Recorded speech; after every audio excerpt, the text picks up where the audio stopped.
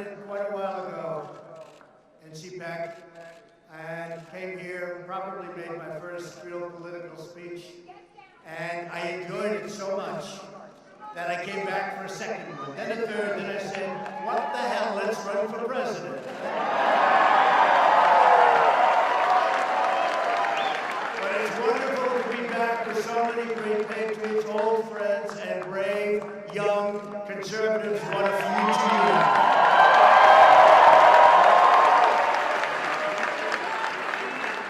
Our movement and our future in our country is unlimited. What we've done together has never been done in the history, maybe of beyond our country, maybe in the history of the world. They came from the mountains and the valleys and the cities. They came from all over. And what we did in 2016, the election we call it with a capital E, it's never been done before, and we're going to do it, I think, again in 2020.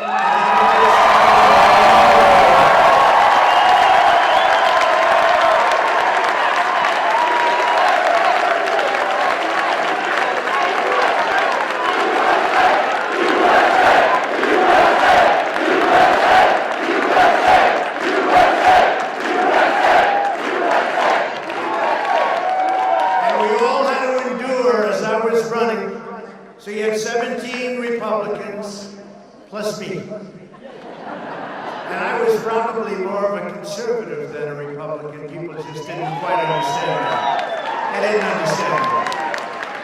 I think now with what we've done with the judiciary and so many other things, I think they get it very well. And it's driving the other side crazy. But we all have to endure, remember? How many times did you hear for months and months, there is no way to 270? You know what that means, right? There is no way to 270. They couldn't get me there. We might as well have just given up. But there wasn't any way to 270. In fact, I actually went up to Maine to get one, and I did win the one, but we didn't need it. We won Maine. We won our half of Maine. You have Nebraska. We won both in Nebraska.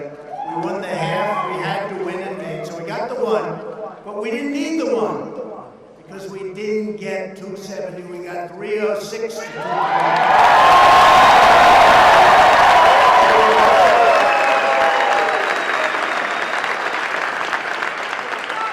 A state called Wisconsin, a state called Michigan, where, by the way, where Fiat Chrysler just announced a $4.5 billion incredible expansion and new plant, doubling their workforce. Many, many car companies have moved back to Michigan and are continuing to do so. Big numbers, nobody ever thought they'd see that happen. So I think we're going to do even better in 2020. I think we're going to do numbers that people haven't seen for a long time.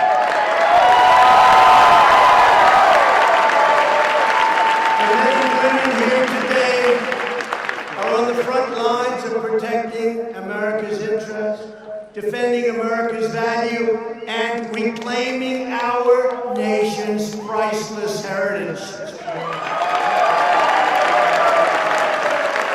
With your help, we are reversing decades of blunders and betrayals. These are serious, serious betrayals to our nation and to everything we stand for. It's been done by the failed ruling class that enriched foreign countries at our expense. It wasn't America first. In many cases, it was America last. Those days are over, long over.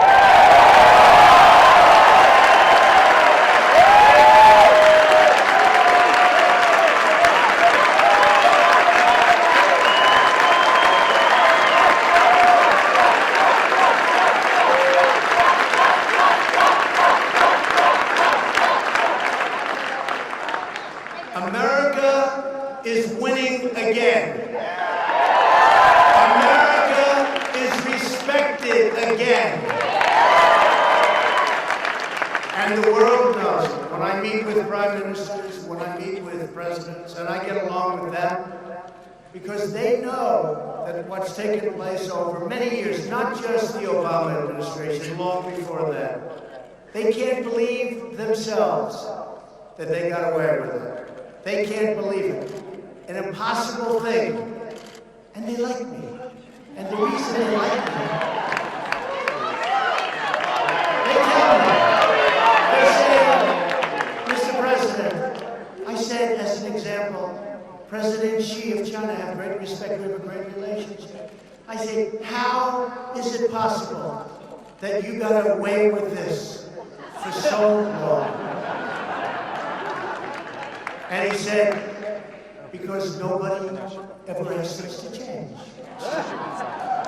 When they charge 40% tariffs on our cars going into China, and we charge them nothing coming into our country, when they raise their tariff from 10% to 25% and then to 40%, and they said to me, we expected that somebody would call and say, you can't do that. Nobody called, so we just left it. And I don't blame them. We should have been doing the same thing to them, but we didn't.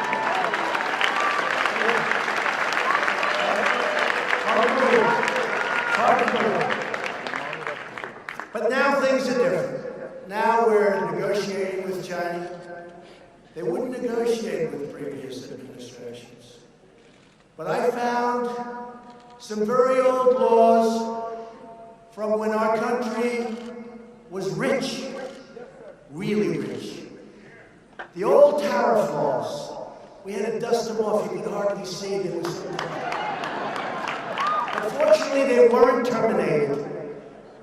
We started getting politically correct even back then. But I said, when we were doing the great things, what happened to those laws? And I checked. And I found 301 and 382. I found one 1938 where we can do what we have to do. But you know, they had a debate it was really a rough time in our country because we had so much money we didn't know what the hell to do with it. It was called the Great Tariff Debate. Mark Levin will look this up.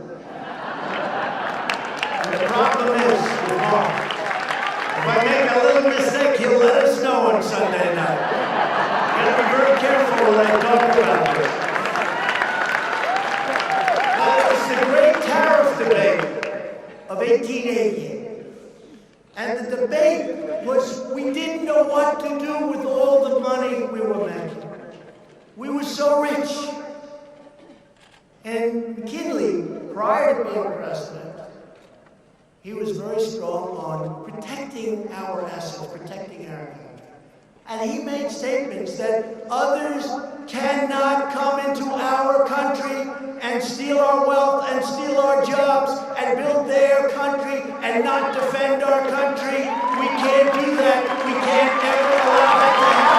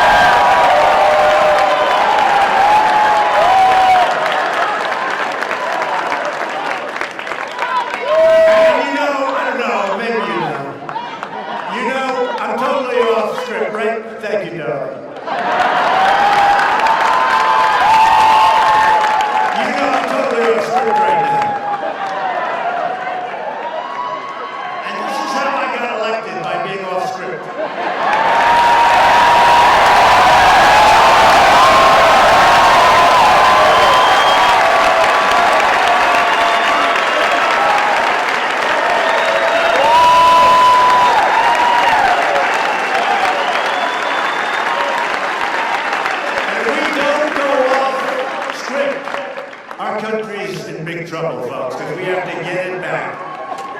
And when I look at what's happening on the other side, I encourage it. I say, no, I think the New Green Deal, or whatever the hell they call it,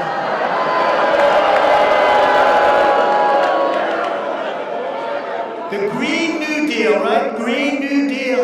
I encourage it. I think it's really something that they should promote.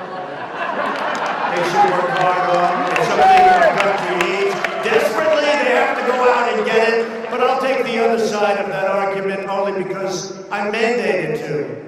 I'm mandated. But they should stay with that argument. Never change. No planes. No energy. When the wind stops blowing, that's the end of your electric. Let's Harold, is the wind blowing today? I'd like to watch television,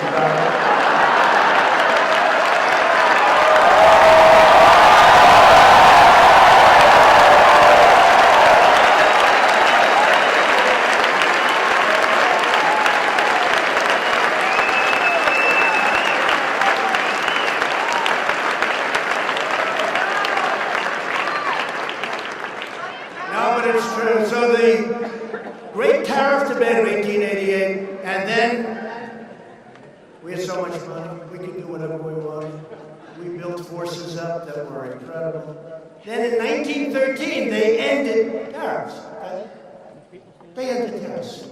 Somebody got stupid, and they ended tariffs. They said, oh, it's okay for other nations to come in. I won't use a certain word because not politically, but everybody knows the word I love to use. Should I use it? I won't do it.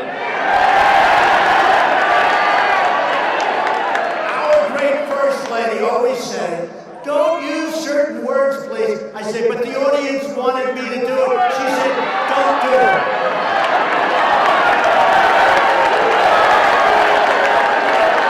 And the problem is, if I do that, they won't put the little preamble that we just went through. They'll just use the word and they'll say, isn't that terrible? So I've learned, because with the fake news,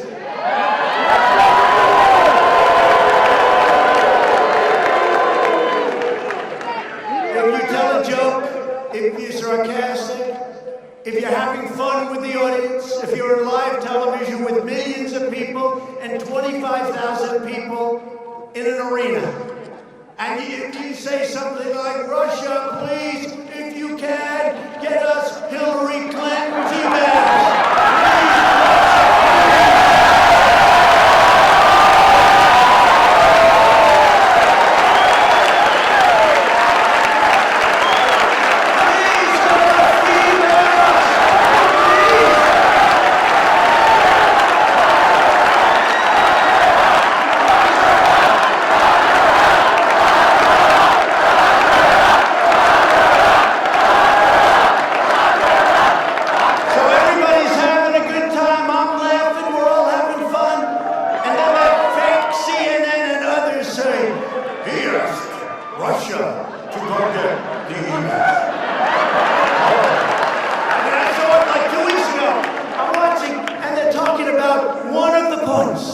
He asked Russia for the email. These people are sick, and I'm telling you, they know the game. They know the game, and they play it dirty, dirtier than anybody's ever played the game. Dirtier than it's ever been played. But the thing that we've done is very special, because on trade and because of tariffs, and I know there are people in the Republican Party and people really, even conservatives, good conservatives, they don't like tariffs. I'm not liking or not liking. The minimum, the greatest negotiating tool in the history of our country. Do you think China would be sending their top representatives over? Right now, China's paying 25% tariff on $50 billion worth of technology goods. I was then going to charge them 25% on $200 billion, not like 200 million, that's a lot. This is 200 with a B, billion, 200 billion. So, but I was nice because we're having a very strong negotiation. which, if it weren't for tariffs, and I tell this to President Xi, this is nothing to hide, I would never be talking like this, because in theory, it could hurt your negotiating position, but in my case, it can't, because it's true. I was nice, and I left it at 10% on $200 billion, and here's the beauty. We've lost so much money with China, $500 billion a year, and on trade is such a disaster. It's $507 billion a year. China, just one country. We lose with everybody, almost. But China's one country. $507 billion for many years. So the beauty is this. I have $250 billion more to put tariffs on. The numbers are staggering. Billions of dollars right now are pouring into our treasury. And for those of you that haven't done the research, if you look, of the 25%, our country, as it's turned out, because it's now been on there for a long while, and I'm in no rush, because I'm fine with it. I'm fine with it. Of the 25 points, we've paid for 4 points, and China's paid for 21 points. Okay, 21. That's what the numbers are. Very simple. You know, everyone said, oh, it's a tax on our... It's not really. And what China and other countries do sometimes is they will subsidize it. So the tax really is incredible. But what it is beyond everything else, I can negotiate. But then you have senators and a few congressmen, but not Mark Meadows. Where's the great Mark Meadows?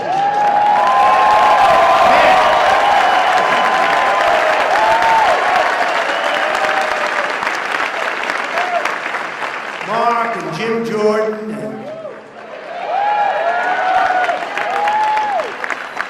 I want to name every one of those couple of hundred people, because we do have a lot. I want to name every damn one of them. They have been incredible. They've been fighting, and I just see Mark in the audience. They've been fighting with Deb, much more important. His wife is incredible. What an asset. He would be nowhere without her.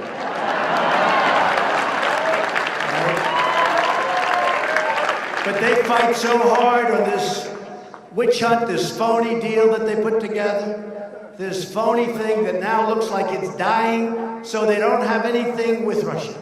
There's no collusion. So now they go and morph into, let's inspect every deal he's ever done. We're going to go into his finances. We're going to check his deals. We're going to check. These people are sick. I saw a little shifty Schiff yesterday. It's the first time. He went into a meeting, and he said, we're going to look into his finance. I said, where did that come from? He always talked about Russia. Collusion with Russia. The collusion delusion. So now we're waiting for a report, and we'll find out whether or not, and who we're dealing with. We're waiting for a report by people that weren't elected. Think of this. We had the greatest election. In all fairness, I used to hear Andrew Jackson. This was now greater than the election of Andrew Jackson. People say it. No, people say it. I'm not saying it. This was the equivalent or greater. You know, they used to go to Ronald Reagan when I first thought, this is Ronald Reagan. Then we started really doing well, and they were coming from everywhere to vote. Those red hats and white ones. The key isn't the color, the key is what it says. Make America great again.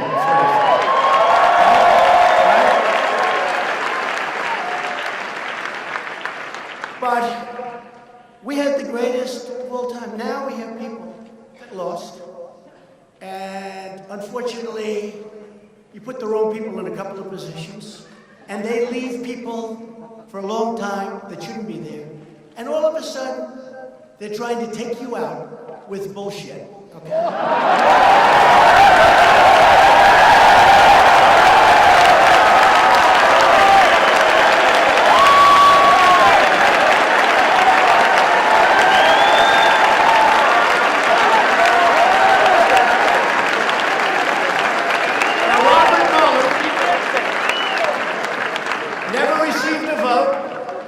And neither did the person that appointed him.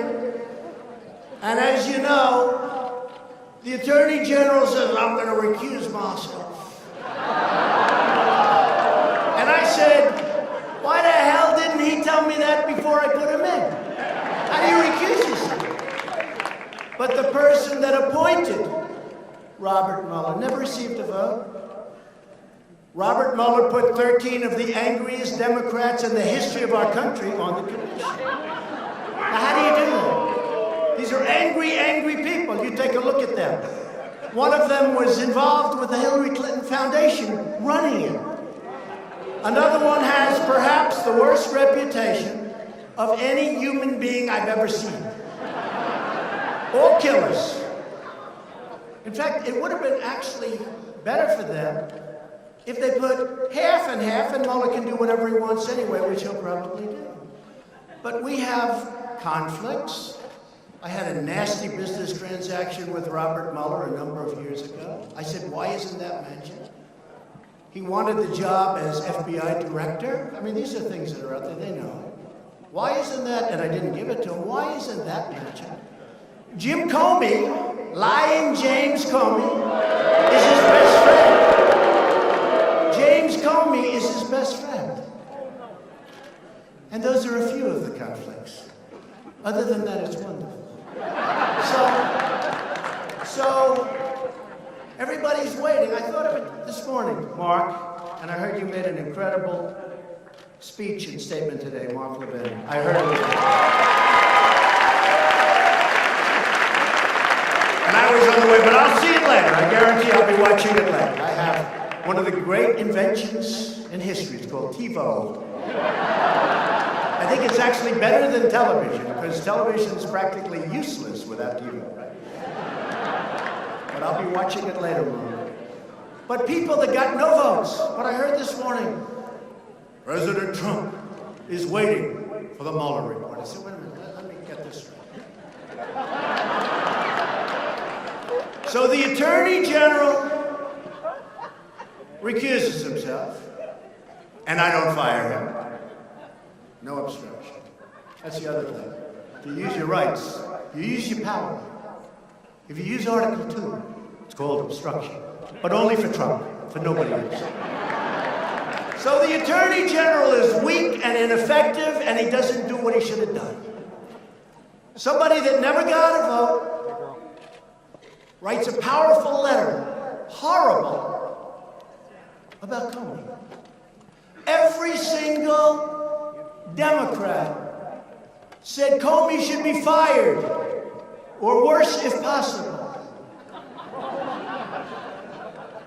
Every Republican said everybody, in fact, when I fired Comey, I said, you know, First Lady, I said, Melania, I'm doing something today. I'm doing it because it really has to be done. He's bad. He's a bad guy. That's been proven now with all of the emails and the text. I'm doing something that has to be done. But you know the good news? It's going to be bipartisan. It's going to be so popular. It's going to be bipartisan. Every Democrat hates him. Every Republican hates him. He did a horrible job at the FBI. Speak to the real agents, the real people, because the people in the FBI are incredible people, not the sleaze on top.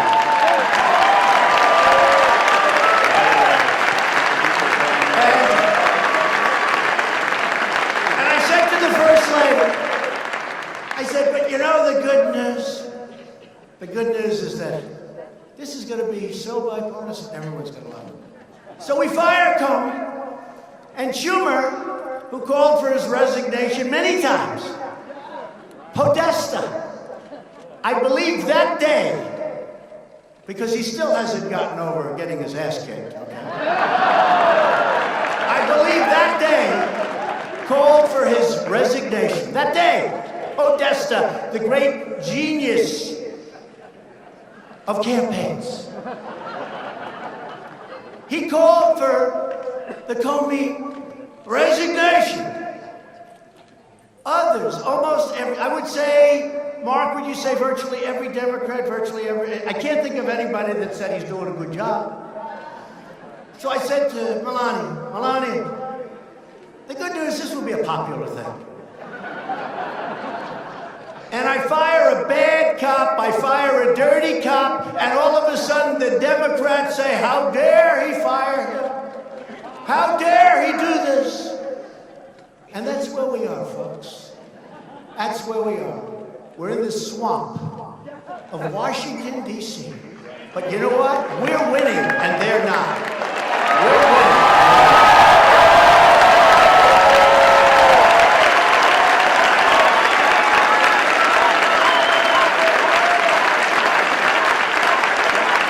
So just to finish, I'll tell you, Max Lab is loving this. He's saying, this is a lot more than we paid for. You know, normally you read a few pages and you say, bye, folks. But you know what I like about this? Number one, I'm in love, and you're in love. We're all in love together. We've done something that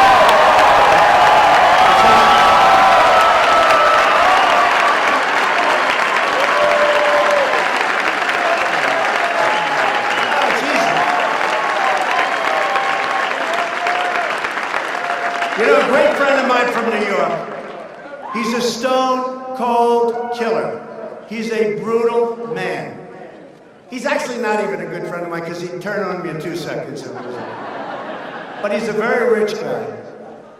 And he said, what are you going to speak about today? Like, what are you going to speak? I said, I don't know.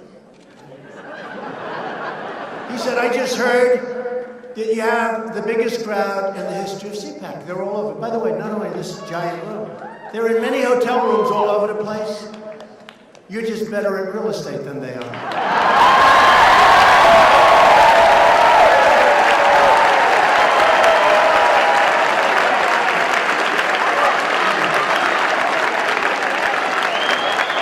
But this guy, you all know his name, very rich guy, and he has a problem with a thing called public speaking. If he has to speak to more than like 5 people, he chokes.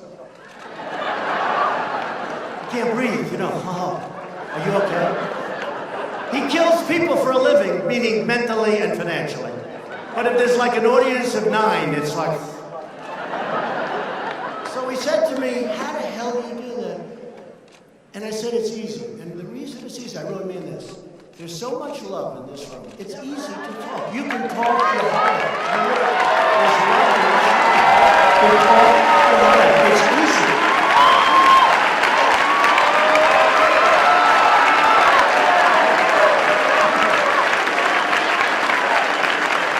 It's easy. It's easy.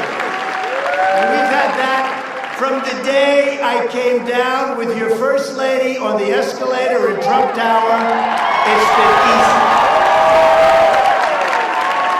And you know what? We never had an empty seat. We went out and helped Ted Cruz. We went out and helped so many people. And I'll tell you what, if we didn't do those 32 rallies, and it wasn't easy, when you're doing rallies with 25, 30,000 people, in Texas, we had 109,000 people sign up. We used the Houston Rockets Arena. It holds 22,000. Tens of thousands were outside. We were sending notices, please don't come. That's a little different. Usually people are begging, well, yeah, like, can somebody come? We never had an empty seat. Of course, the Washington Post, a guy named David Weigel, he wrote an article, some arena, now listen to this. He wrote an article. He got there 4 hours early. He took pictures of an empty arena. He then put out a note, something to the effect, not very good crowd size, Mr. President. And I never saw it, because I don't follow the guy. But thousands of people that were in that arena that was packed with 25,000 people outside that couldn't get in. He got there 4 or 5 hours early because he doesn't fly private, you know. And maybe it's because of the carbon footprint. You think maybe it's... It must be the carbon footprint. He just doesn't want private. But he got there hours early. And, you know, the place hadn't started taking in people. They weren't going to take them in. So there were virtually nobody. And you know, whatever it was, 18,000, when you have nobody, it's a little scary looking. So he took pictures. And you know who really got even? Our people. Because they were incensed. We had people sitting on the stairwells. We had people sitting in every seat. I don't think we've had an empty seat since we announced.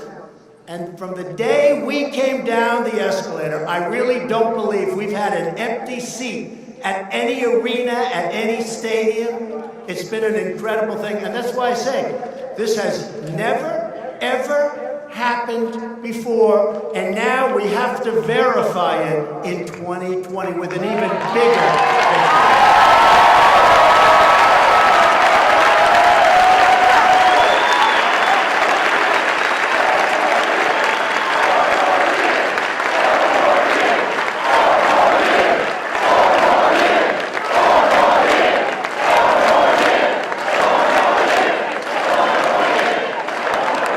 And by the way, just to finish that story, the great Sarah Huckabee and Mercedes, who is incredible, sitting there.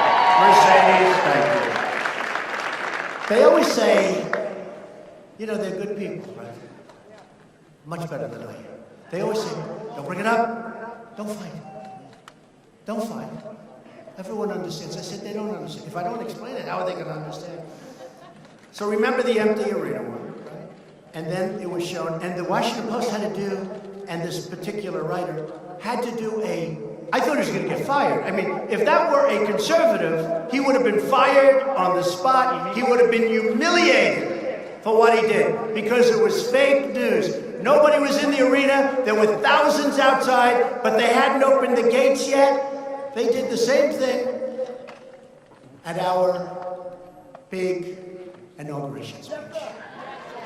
You take a look at those crowds, and I watched one of the evening shows that are ridiculous, how horrible they are, how mean, how horrible. And I watched it by mistake. And they showed from the White House all the way down. They showed from the Cap. They showed there were people, nobody's ever seen it. The Capitol, down to the Washington Monument. People, but I saw pictures that there were no people. Those pictures were taken hours before, right? And they always mention crowd size. He talks about crowd size. So I'm constantly bugging Mercedes whenever we have a slow moment. I say, Mercedes and Sarah, show them the pictures. Show them and compare them with what they put on television. Those pictures were taken hours before. And remember this also, not that Obama would ever do this, but we had fencing all the way down to the Washington Monument, and it was raining, and it was wet, and the grass was wet. And women and men, and I consider them totally equal, so I'm not going to say it's harder. In fact, it's probably, with the men I know, it's actually easier for the women to make the walk, right? They had to walk all the way down. They had to walk with high heels in many cases. They had to walk all the way down to the Washington Monument and then back. And I looked and I made a speech and I said before I got on, I said to the people that were sitting next to me, I've never seen anything like this. Look at that crowd. And it was wide. Wide. We had a crowd, I've never seen anything like it. And I have to live with crowd size. It's all a phony deal, folks. But I saw a picture just the other night of practically no people. It was taken hours before our great day. That was a great day for us. That was a great, great day. People came from all over. People came from all over. So Sarah said, and Mercedes said, sir, it doesn't matter. Nobody cares. I said, but I care. And people care. People care. So what I'm going to do is I'll give it to the great one. I'll give it to Mark Levin. And I'll give him the picture. And then I'll show you where they showed just the other day an empty field, like nobody on it. And you'll see the sun, you know, you can see it's very dark because the sun's like starting to rise. Right? And you can have some fun. You're going to get big ratings on your show, I'll tell you that. Sunday night, everybody. Sunday night. 10 o'clock, right? Sunday night at 10 o'clock. Thank you. I knew that actually, but thank you. All right, now let's get back into what I'm here for. And don't fall asleep. Don't fall asleep, right? Don't fall asleep. You know, somebody said, oh, the speech you made, sir, the State of the Union speech was incredible.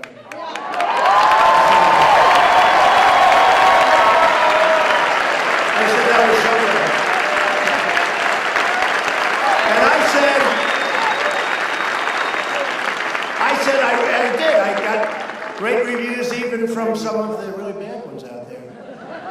Of course, by the following morning, they had to change because the head people called them, "What are you doing?" A lot of it's not the people on television, you know. A lot of it's their bosses. Which someday we're going to have to figure out why, Meadows, why that is. Because, you know, if you're building a great country, you have the best employment and unemployment numbers we've ever had. More people are working today in the United States than ever before in the history of our country. And you say, why are they upset by that? Why are they upset?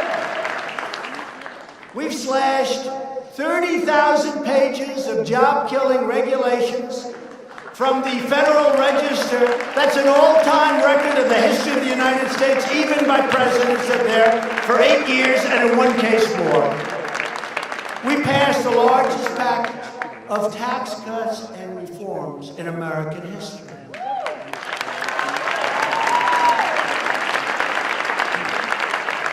And we got rid of the individual mandate, which is a big deal, which should lead to the ending of the disaster known as Obamacare. The great state of Texas has a case, and it was literally based on the individual mandate. Now that it's gone, I don't know how they rule against it. Now we'll have to find out. But that'll soon be up in the Supreme Court of the United States, I hope. And we're going to see what happens. And then we're going to get together with the Democrats and come up with really great health care. Okay? Really great health care. And one of the other things we did in our tax package is Anwar, perhaps the largest field in the world, oil and gas. I got it approved.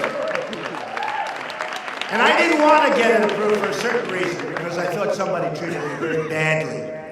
Very badly. Don't get that vote very often. And I said, you know, I don't want it. Then I get a call from a friend of mine. And he's in the oil business. He's not asking for anything, but he really is a knowledgeable guy when it comes to oil and gas. He said to me, hey, and they all call me Mr. President. I have friends that for 35 years, hey, Don, how you doing? Hey, Donnie, I love you, Donnie. For 35 years now they call, Mr. President, sir.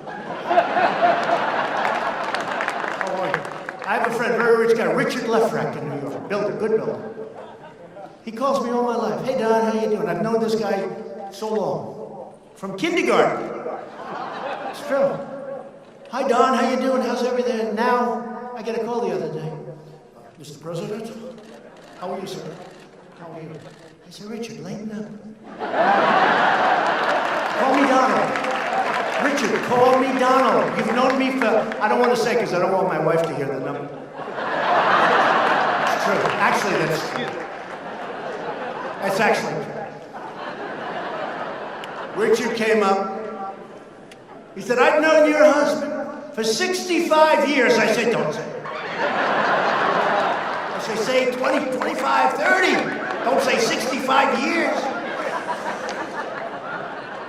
But I said, Richard, call me Donald like you always do. Call me Don.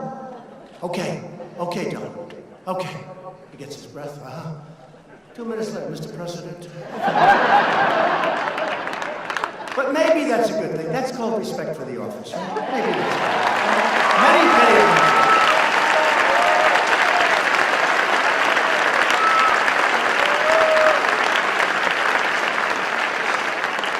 And that wasn't in the script either, Mark. But we're renegotiating right now horrible trade deals that we're cracking down, and we are really doing a number, cracking down on countries that cheat and standing up for the American worker for the first time in many, many decades. Many decades. Our workers have been treated horribly. A country announces they're closing their plant in Michigan or Pennsylvania or Ohio. They're closing. They're closing a plant. They're going to move to Mexico. They're going to move to China. They're going to move someplace else. They fire all their workers. And then they sell their cars. No tax. Just make them in Mexico, sell them back to here. No tax, no nothing. Those days are all gone, folks. They're all gone. And in the new deal with Mexico and Canada, called the USMCA, it's very, very hard, prohibitively hard, for a company to fire its 4,000 workers and move to Mexico or some other location. It's now a very costly. They can do it, I guess, if they want, but it's costly. It's painful. It used to be almost, I've been talking about this for a long time. I used to say it's almost like we're giving them an incentive to leave our country. Again, I'm for America first. That wasn't for America first. And we have great companies that are now moving back to our country. They're coming back in. They're coming back in. And by the way, you know I'm building the wall. We're finishing the wall. We got a lot of money.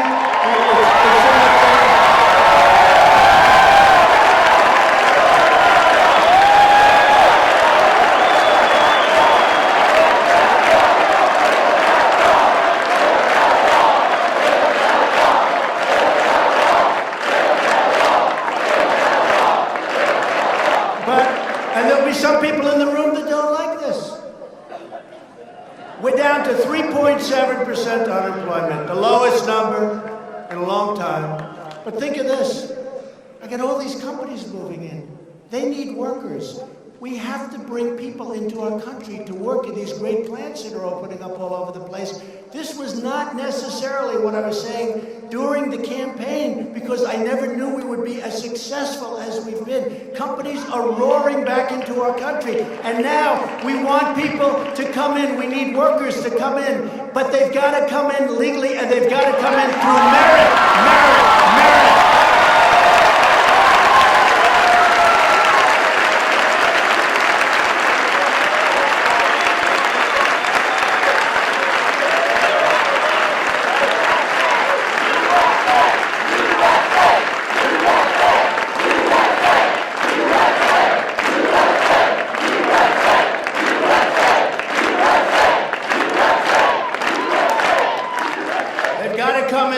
They have to be people that can help us. They have to be people that can love our country, not hate our country. We have people in Congress, right now, we have people in Congress that hate our country. And you know that. And we can name every one of them if they want. They hate our country.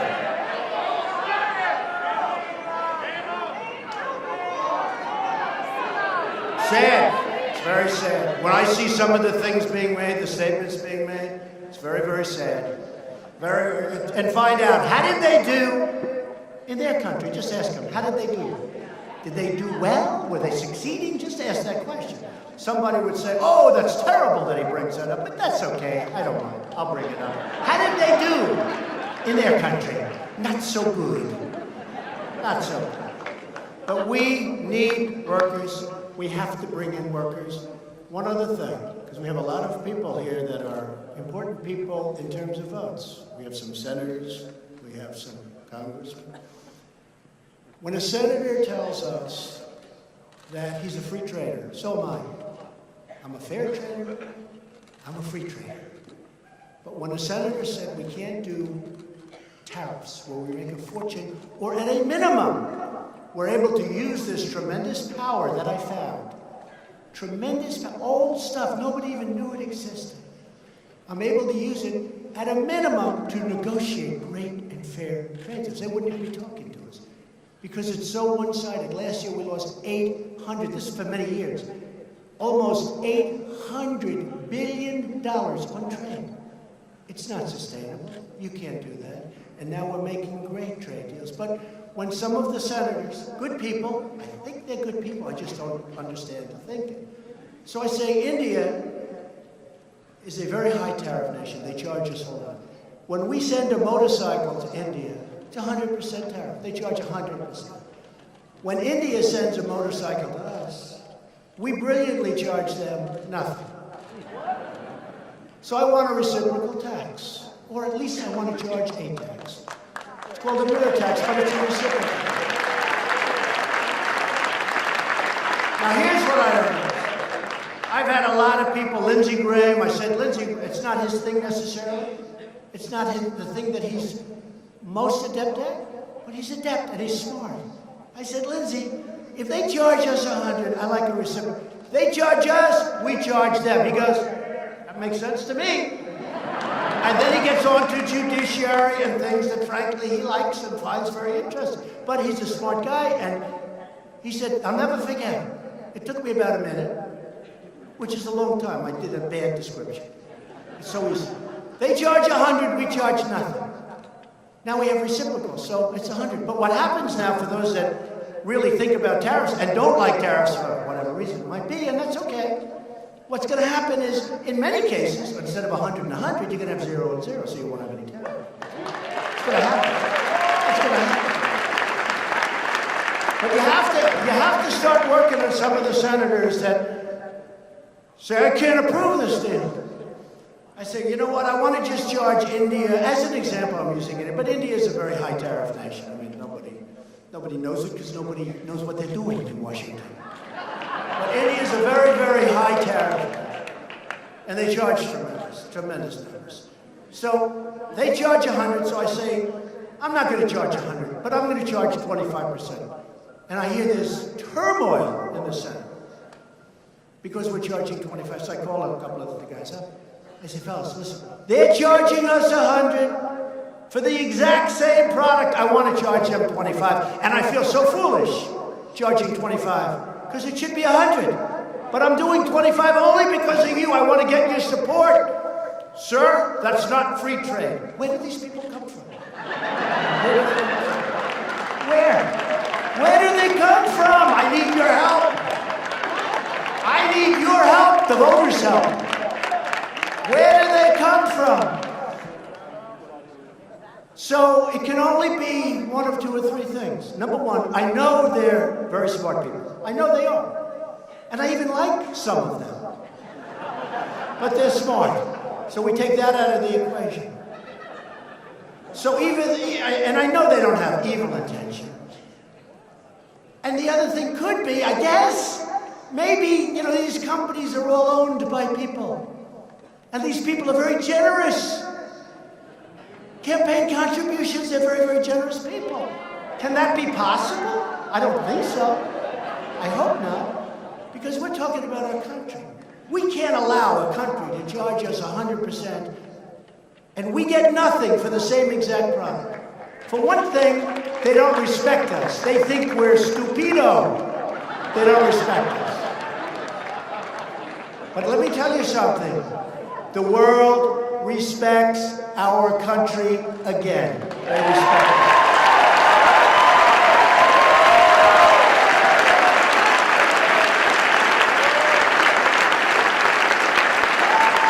And America is now booming like never before. Other countries are doing very poorly. Other countries are doing very poorly. And that makes it even harder for us to be successful. Plus, we have a gentleman that likes raising interest rates in the Fed. We have a gentleman that loves quantitative tightening in the Fed. We have a gentleman that likes a very strong dollar in the Fed. So with all of those things, and we want a strong dollar, but let's be reasonable, you understand. With all of that, we're doing great. Can you imagine if we left interest rates where they were? There's no inflation, essentially. There's no inflation. Can you imagine if we left interest rates where they were? If we didn't do quantitative tightening, taking money out of the market? If we didn't do quantitative tightening, and this would lead to a little bit lower dollar, a little bit. I want a strong dollar. But I want a dollar that's going to be great for our country. Not a dollar that's so strong that it is prohibitive for us to be dealing with other nations and taking their business.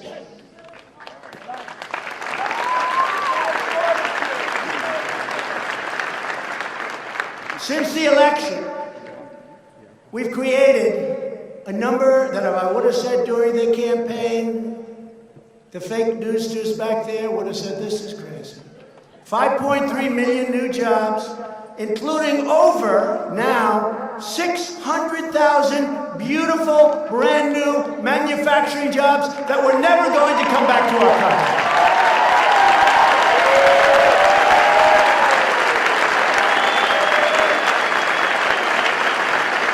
These are jobs that were never coming back to us. Remember?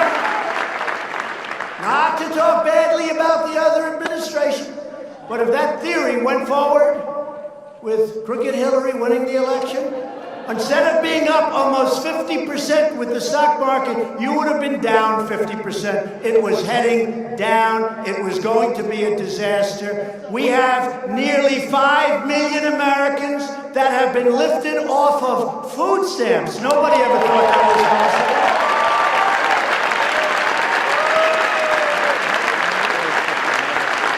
The unemployment rate has reached the lowest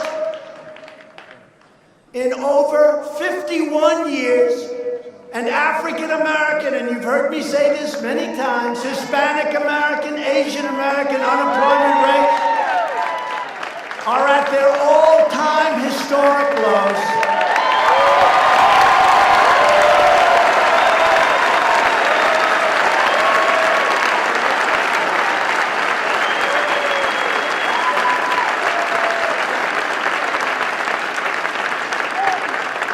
And African American income has reached an all-time high. So when I'm on the debate stage with one of these maniacs,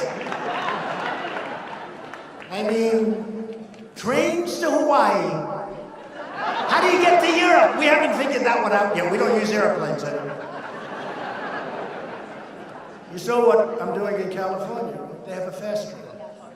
The fast train goes from San Francisco to Los Angeles. It's over budget by hundreds of millions of dollars. So they have a great idea, the new governor, nice guy. Yes, nice guy. When I'm with him face to face, nice. When he speaks about me, not so nice, but face to face, he loves me. Called me up, he said, you're a great president, you're doing a great job. He actually did 2 weeks ago, 3 weeks ago. He'll probably deny it, but check the phone records at the White House. Everybody else does.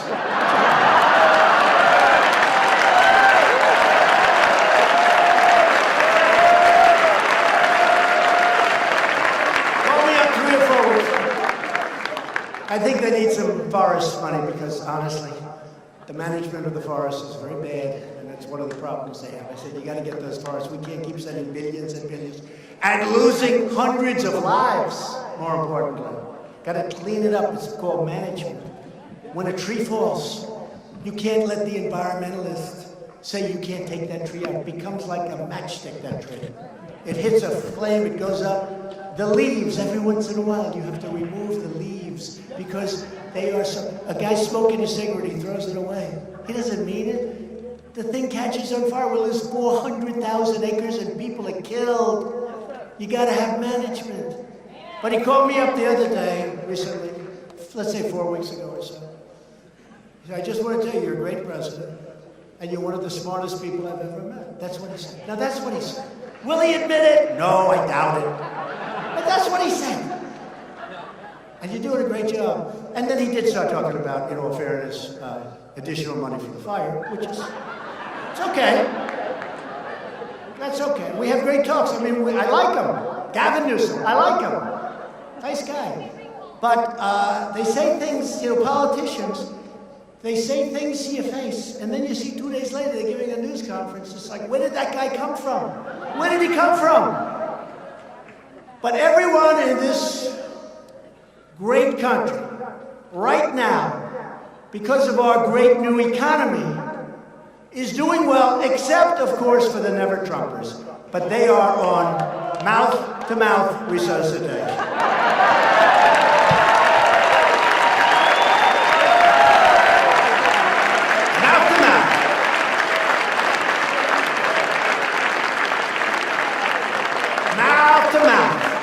They're hanging in there, a couple of them. I mean, these guys have gotten me wrong. Not only never-Trumpers, you have never-Trumpers, you have certain hardline. They're basically dishonest people, because look, let's face it, whether you like me or not, if my name is Smith instead of Trump, and if you told him I put in over 100 federal judges, it'll soon be 145 federal judges and 2 Supreme Court, and 17 appellate divisions, that we've got the best economy maybe in our history, that we've got the best employment numbers and unemployment numbers in our history, that we've cut more regulations in 2 years than any president has ever done, whether it's 4, 8, or beyond, that we've taken care of our military with $1.7 billion.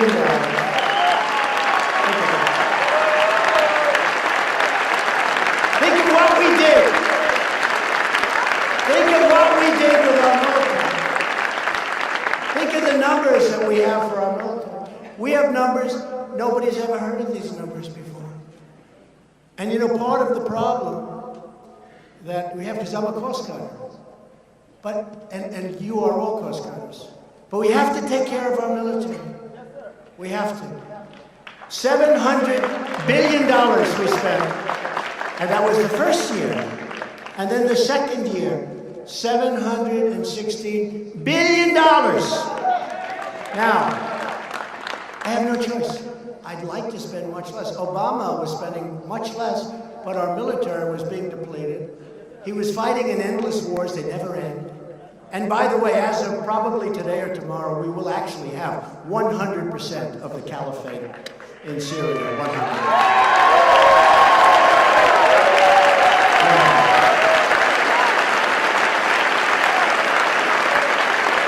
And we'll leave a small group of guys and gals, but we want to bring our people back home.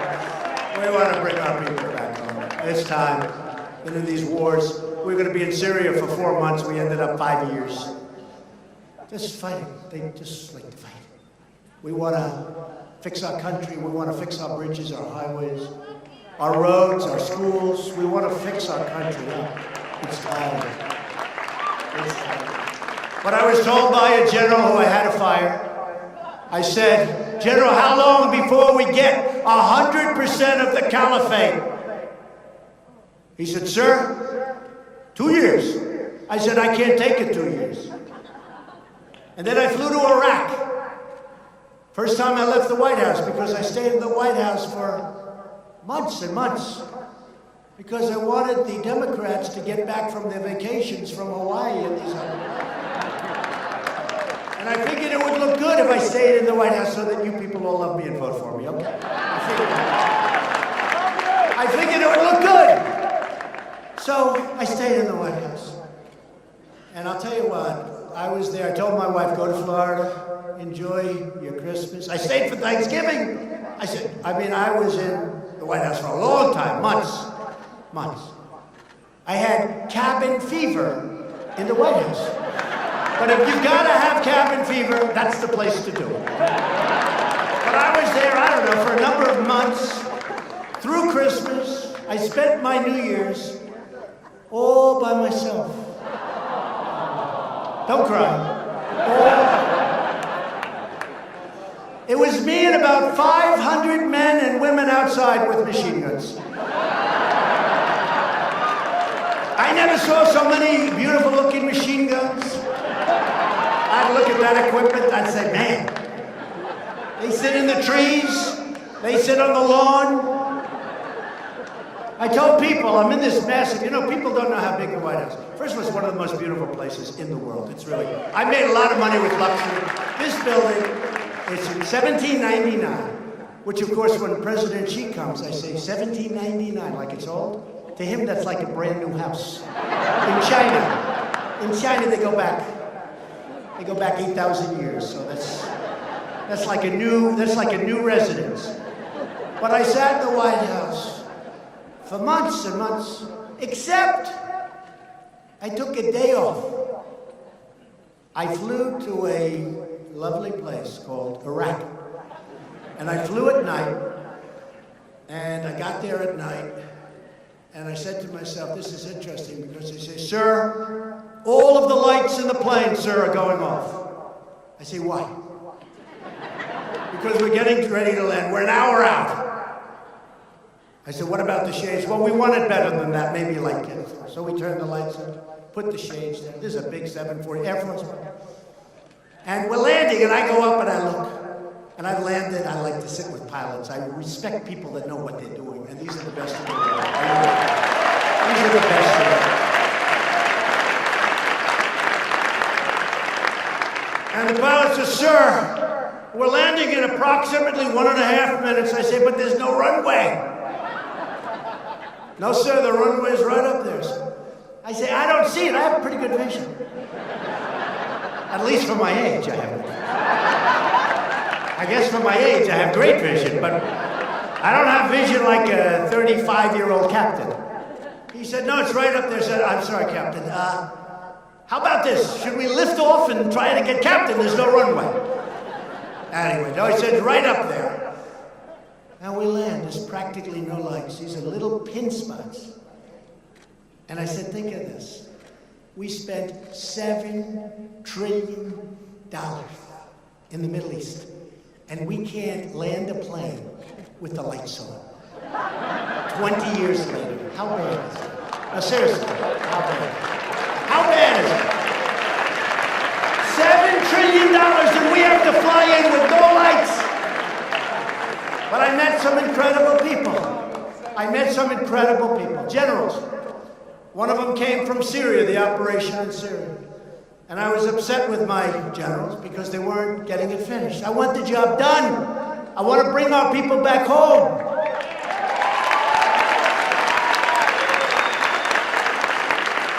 Not fair. And this is why I flew. So I met generals I didn't know. General 1, General 2, General 3. I mean, these generals, there's no person in Hollywood that could play the role. These guys are like perfect people. I said, what's your name? Sir, my name is Raisin. What the hell kind of a name? I said, Raisin, like the fruit? He goes, yes, sir, Raisin. What's your last name? Kane. Raisin Kane. I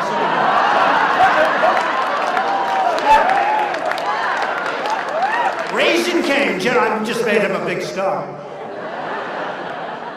Just like I did with Mattis when I said, we're going to give you a new nickname, because Chaos is not a good nickname. So we changed his name. Called him Mad Dog. But it wasn't working too well. Mad Dog wasn't working too well. So what happened is I flew to Iraq. I wanted to meet the people on the site, because I learn more sometimes from soldiers, what's going on, than I do from generals. I do. I hate to say it. I tell that to the general. But I didn't have to go there. I didn't have to go there. Because I meet, and I land in this airport, the most incredible thing. We must have spent $3 billion building it. It's one of the reasons I don't want to leave Iraq so fast. I said, well, how do we leave this thing? So I have Raisin Kane, 3 other generals, colonels, sergeants, and I said, bring the cameras, I'm going to make a movie. This is the most incredible thing. And I said to the generals, listen, we got to get out. I want to know, why is it going to take 2 years to knock off 2 or 3 or 4%, which is what we had left? It won't, sir. I said, tell me why it won't. It won't, sir. If we attack them in a different manner, we can do it much faster. Okay, General Raisin Kane, how fast Sir, we can have it totally finished in 1 week. I said, 1 week? I was told 2 years. 1 week? That's right, sir. We're only hitting them from a temporary base in Syria. But if you gave us permission, we could hit them from the back, from the side, from all over, from the base that you're right on right now, sir. They won't know what the hell hit them.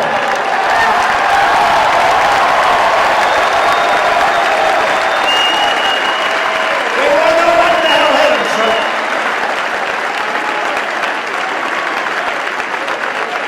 And I said, why didn't my other generals tell me that? Why didn't they tell me that? I said, did you tell them that? Not our place to say it, sir. They come in from Washington, sir. We have to take orders. You're the first one to ask us our opinion.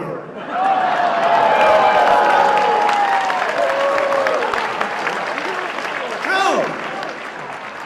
So I went back and I said, I'm going to get back to you soon, Raisin. I think you're great. I like you, Raisin K. But I did say, I said, well, hey, listen, we're in Iraq. Isn't that very far away from... I was here in a very short time, sir. I flew right in. Of course, he's taking a plane that goes 2,000 miles an hour. But incredible. What you learn from being on the site. My father was a builder. He always used to say, nobody ever got rich by sitting behind their desk. He'd say, you gotta be on this site, you gotta be with the contractors, you gotta see if they're ripping you off. You gotta collect every nail that's dropped. Every piece of wood, you can sell it. You gotta be on the site. You gotta see while they're building, while they're under construction, is that wall straight or if it's crooked? And you have to fix it before they build it, not after they build it when you rip everything down. You don't get rich by sitting behind the desk, so I didn't want to do that. And I'm in the White House and I was lonely. I said, let's go to Iraq. And I had a hell of a meeting in Iraq. And I'll tell you, those generals, not just Raisin K, General K, those generals were great. They were great. They knew their stuff. They were gung-ho. And it is true. I mean, you talk central casting, these guys, you couldn't, I mean, it's incredible.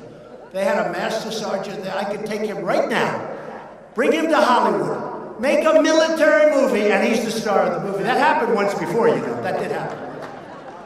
Remember? They brought a man in, a sergeant, a drill sergeant, to teach some actor how to be a drill sergeant. The drill sergeant was so incredible that he ended up starring in the movie, and he should have gotten the Academy Award, by the way. But that's because Hollywood discriminates against our people. You know the movie I'm talking about, right? What was that movie? You know the movie. But while we're making great strides, and our country is doing as well, and maybe in many ways better than it's ever done before, Democrat lawmakers are now embracing socialism. They want to replace individual rights with total government domination. Just this week, more than 100 Democrats in Congress signed up for a socialist takeover of American health care. Their radical government-run plan, if you call it that, would lead to colossal tax increases like you've never seen before, and take away private coverage from over 180 million Americans. And we have some great private coverage, and we've initiated some incredible plans like the new cooperative plan, where you get better insurance than Obamacare for a fraction of the cost. But perhaps nothing is more extreme than the Democrats' plan to completely take over American energy and completely destroy America's economy through their new $100 trillion Green New Deal. Under the Green New Deal, which somebody described as a high school term paper written by a poor student. Who would believe it? It's so bad, but I'll be honest with you folks. I said, you know, it's Saturday morning. I said, Matt, should we do a little more, like, spend time? He said, yeah, would you do that? By the way, everybody okay? Yeah. I haven't seen everybody. I know one thing. If Mark Levin gets up and leaves, I'll finish very quickly, because then I know. But I haven't seen anyone leaving. Nobody's left. I watch those doors. Because a lot of times, well, one time the press said, people left. Yeah, you know where they went to? The bathroom, and then they came. They showed 2 empty seats in a stadium of 19,000. They showed 2 empty seats. The people left right in front of me. And I said, oh man, maybe this isn't a good job I'm doing. Then they came back. They went to the bathroom. And a certain fake news deal showed a picture on the front page of these 2 empty seats. They said, Trump had empty seats. We never have empty seats. The Green New Deal would completely abolish the American oil, natural gas, coal, and nuclear power industries, of which we're now the leader in the world. We're the biggest now in the world because of moves that have happened over the last 2 years, by the way. And we're trying to speed up pipelines in Texas, which would have taken 15 years. We think we're almost very close to getting them approved. When that happens, we'll go probably another 30 to 40%. We need pipeline approval. We're going to have it very quickly. It was going to be a 14 to 15 year process. We should have it done. We'll pick up 30 to 40%. Their plan would remove every gas-powered car from American roads. Oh, that's not so bad. They want you to have one car instead of two. And it should be electric. Okay? So tell people no more cars.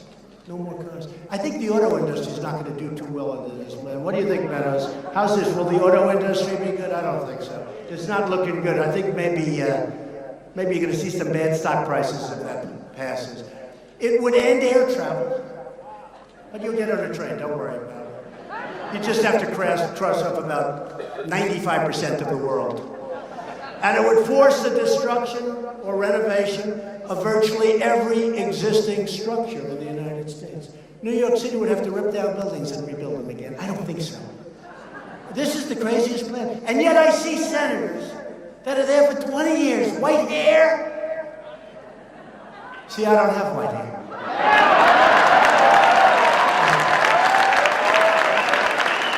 I don't have white hair.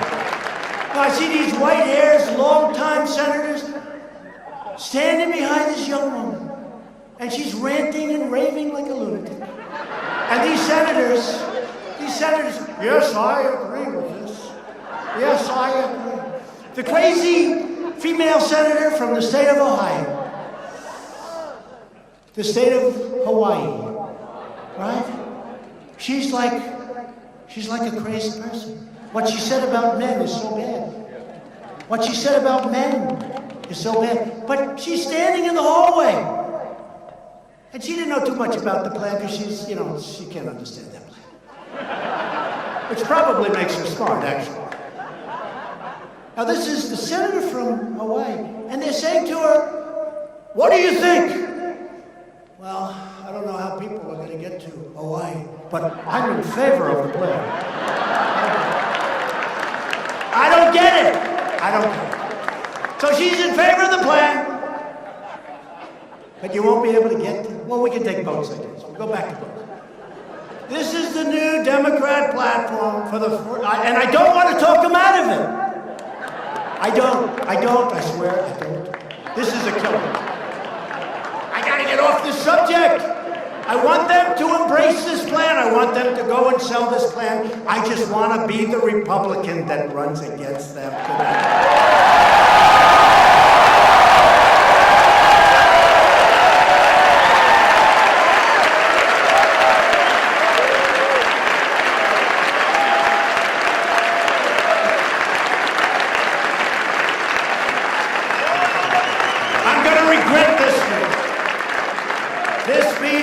Should have been delivered 1 year from now, not now, damn it.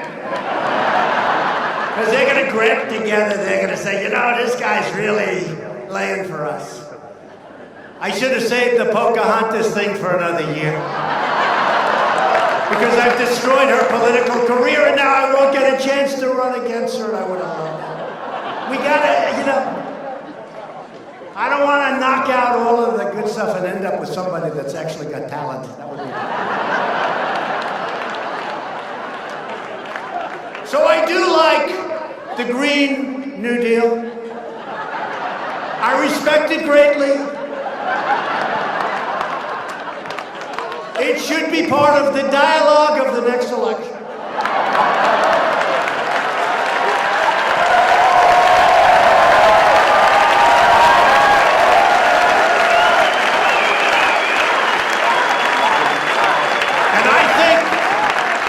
It has tremendous promise and tremendous potential for the future of our country. Socialism is not about the environment. It's not about justice. It's not about virtue. Socialism is about only one thing. It's called power for the ruling class. That's what it is. Look at what's happening in Venezuela and so many other places.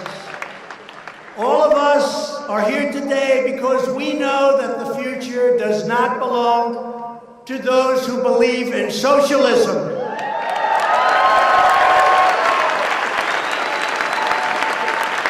And I heard yesterday a great speech from our Vice President, Mike Pence, talking about this very subject and talking about it beautifully.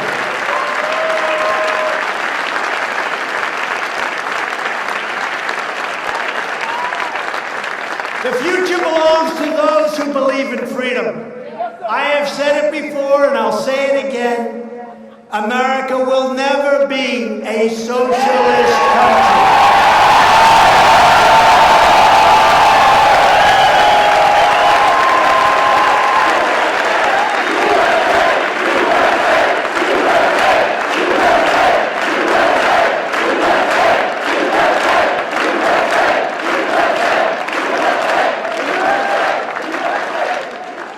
Young Americans, I love young Americans. Speaking of young Americans, Candace is getting married.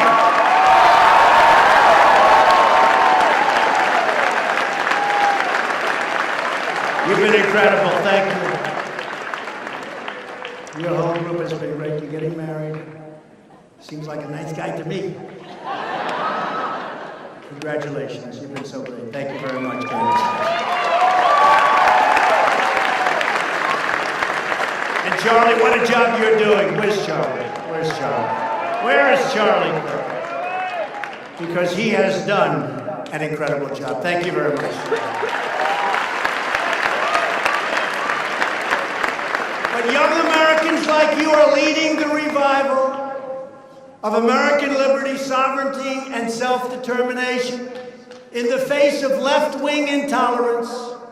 The anger, the unbelievable anger, I see it every day. Fortunately for you, it's mostly pointed at me.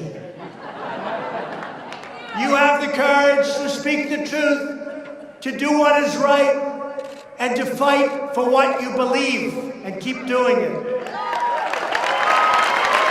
We reject oppressive speech codes, censorship, political correctness, and every other attempt by the hard left to stop people from challenging ridiculous and dangerous ideas. These ideas are dangerous. Instead, we believe in free speech, including online and including on campus. And by the way, there's a young gentleman with us today.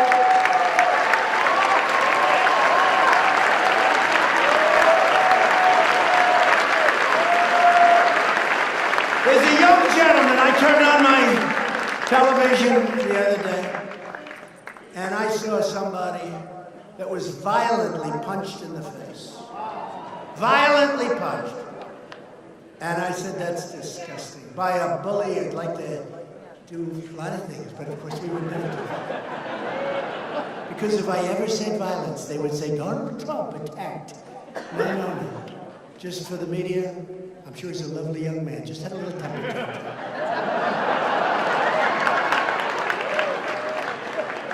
I've been there before with those people. I don't want to do it again. So, the man's name is Hayden Williams.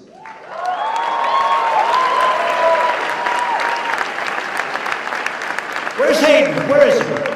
Where is he? Hayden, come up here, please.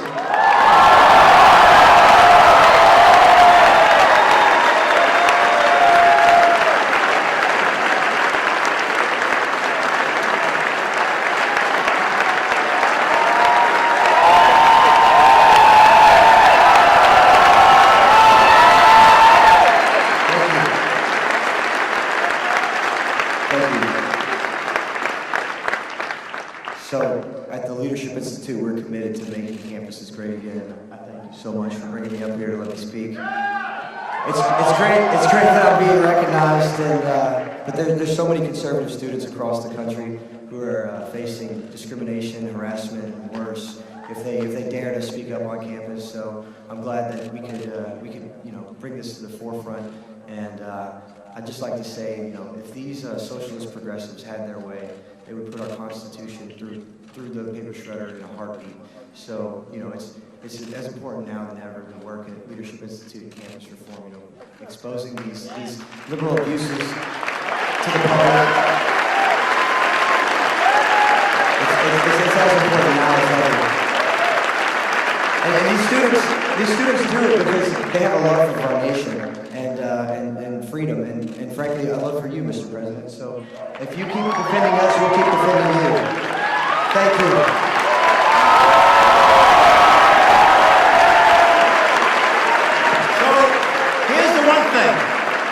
Call him, but I don't have to now. I said, but here's the one thing. I learned a number of things. First of all, he can take a punch. Muhammad Ali can take a punch. He can take a punch. But you weren't going to go down no matter how. That was a hell of a hard punch. He was a strong guy. But you know what? You've got yourself a great lawyer. I know your lawyer. She is a great lawyer. Just tell her to do me a favor. Sue him, but he's probably got nothing, but sue him forever. But sue the college, the university.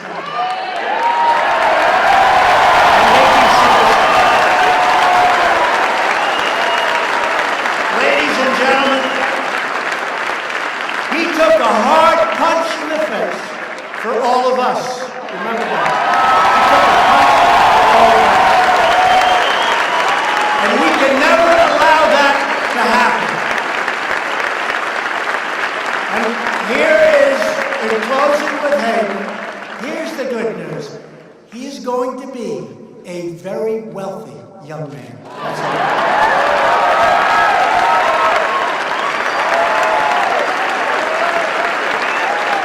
Get him, Hayden.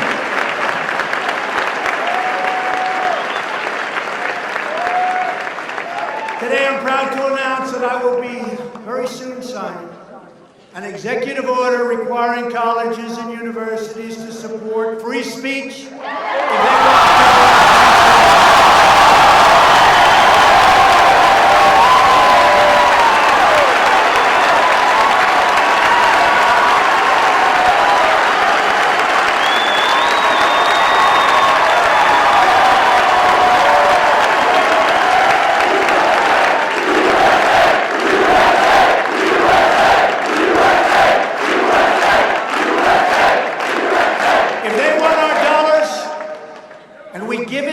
The billions, they've got to allow people like Hayden and many other great young people and old people to speak. Free speech.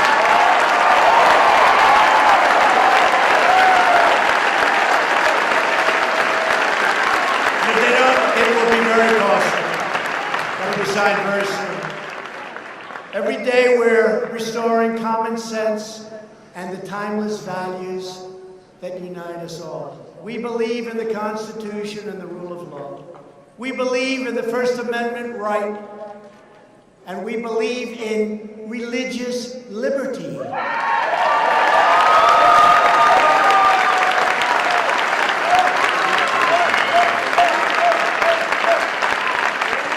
And we believe strongly in the Second Amendment and the right to keep and bear arms.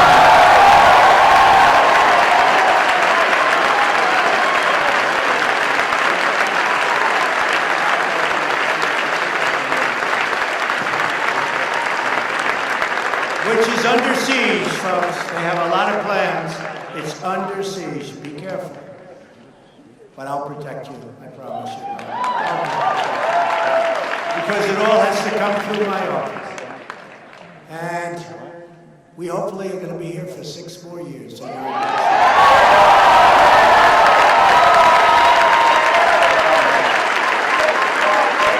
believe in the American dream, not in the socialist nightmare.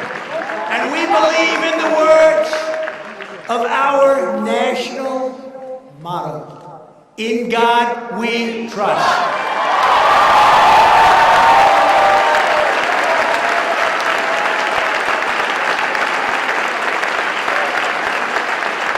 Every day of my presidency will defend American families. We will defend America's workers, our great, great, cherished workers, that now we're taking care of. They're not losing their jobs. We're creating those jobs. We're not letting those companies destroy their lives anymore. We will defend the American way of life, and we will always defend America's borders, because without borders, as I've said many times before, we don't have a country.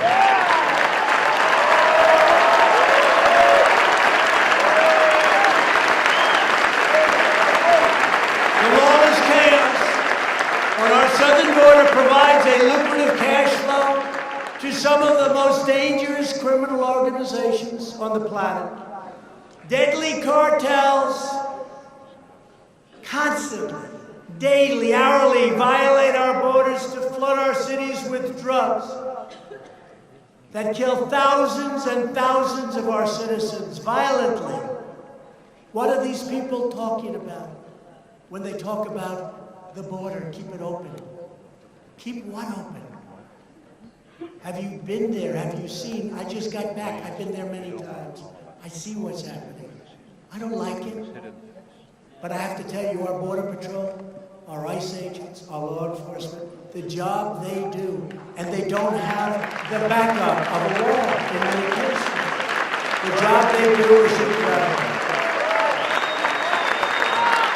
These ruthless cartels terrorize innocent communities on both sides of the border and spread instability throughout our hemisphere. When I was there 2 weeks ago, 26 people were killed. Very close to where I was, on the Rio Grande. Sounds nice, right? The Rio Grande. Rough stuff. 26 people were killed, and they were buried right near where I was standing. And the paper doesn't write about it, the news doesn't write about it. In the last 2 years alone, ICE officers made 266,000 arrests. Think of what that means. Think of that. Arrests. I'm not talking about people coming in. I'm talking, they went out and arrested 266,000 people who have criminal records, and in some cases for murder.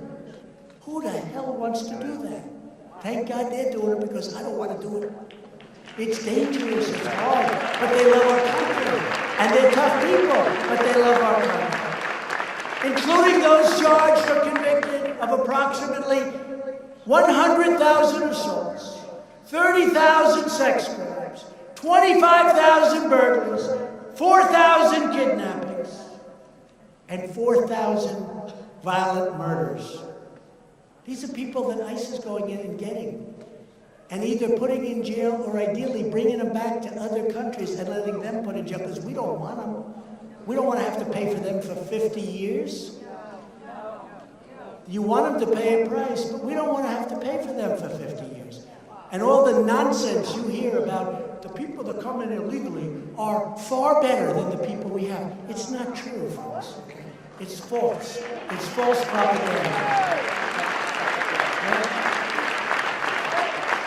One recent study from FAIR, F-A-I-R, found that illegal aliens are incarcerated at 3 times the rate of legal residents. Those are the numbers. And if you look at prison population in federal prisons, these federal prisons the number is staggering. The number of illegals, far, far, far greater than any proportion of our population.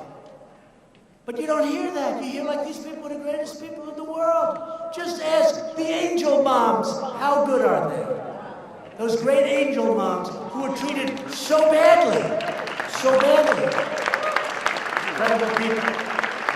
But the simple reality is that every crime committed by an illegal immigrant is a crime that should never have happened in the first place.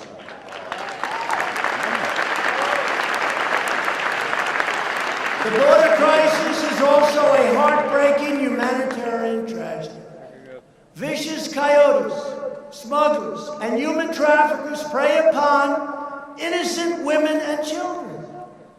1 in 3 women is sexually assaulted on the dangerous journey north.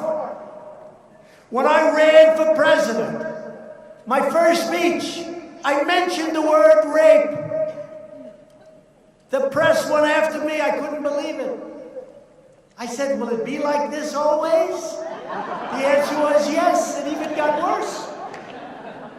From day one, I mentioned the word rape. If you look at that speech, that was so innocent compared to what's really happening. That was a very innocent speech compared to the real facts. Illegal immigration is not compassionate. It's inhumane, unjust, and cruel.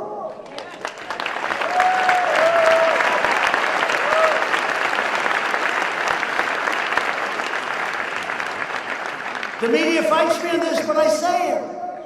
Mothers who love their daughters, when the daughters are getting ready to make that 2,000-mile trek up through Mexico, and frankly, I wish Mexico would stop them at their northern border. I wish Mexico would stop them. Because, you know, they have a border. They call it their southern border. It's 2,000 miles down from our southern border. I wish Mexico would stop them. But they have their own difficulties, frankly. I understand that. We're working along well with them. And they are doing a lot of things to help us with asylum and other elements of what we're doing. But mothers who love their daughters give them massive amounts of birth control pills because they know their daughters are going to be raped on the way up to our southern border. Think of that. True story.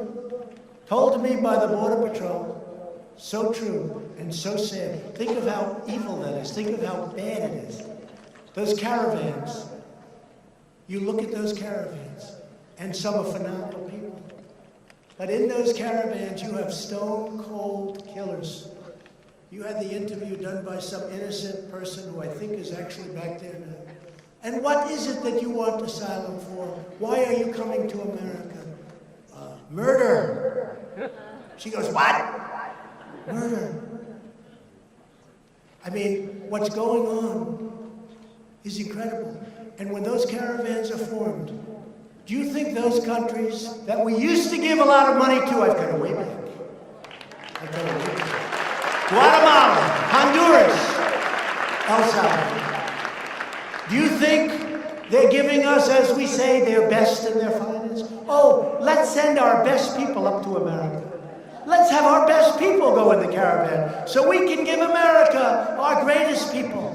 No, no, no, no. They give us some very bad people. People with big, long crime records. People with tremendous violence in their past. Murderers, killers, drug dealers, human traffickers.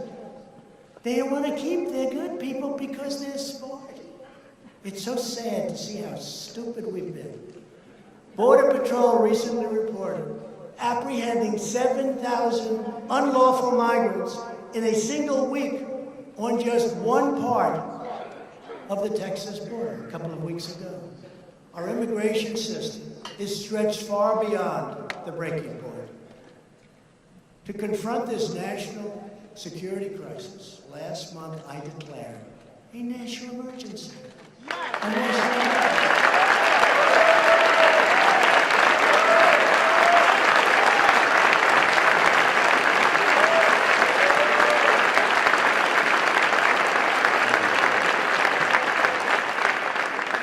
And when I see these people, and they're good people, some senators, most, I tell you, the House has been fantastic. The House, the backing we've had from the House has really been, I'm talking about in the last short period of time, there's a lot of spirit in the House. And I think in the Senate too, but we're going to have to see because we have a vote coming up.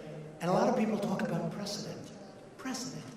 That if we do this, the Democrats will use national emergency powers for something that we don't want. They're going to do that anyway, folks. The best way to stop that is to make sure that I win the election. That's the best way.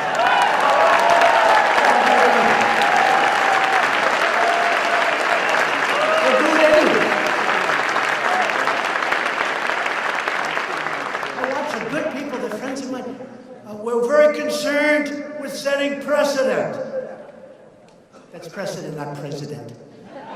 Precedent. We're very concerned about setting precedent.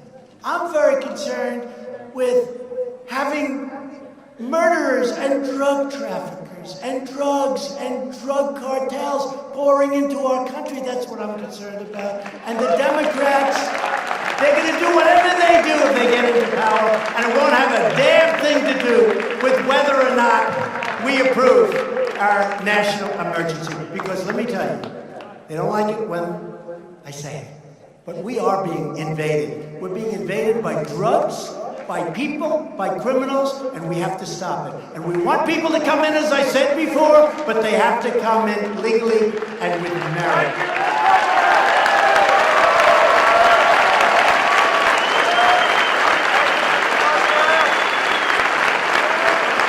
Previous presidents have used their national emergency power to promote democratic elections in Belarus, to ensure political stability in Burundi, and to defend the sovereignty of Lebanon. And you know what? That's okay. Lebanon, it's good, fine.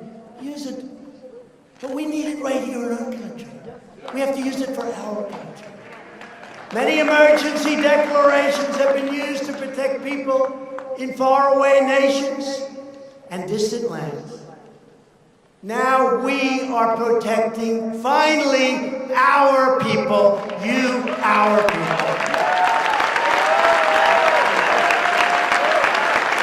And we are proudly standing with the heroes of ICE and Border Patrol and law enforcement.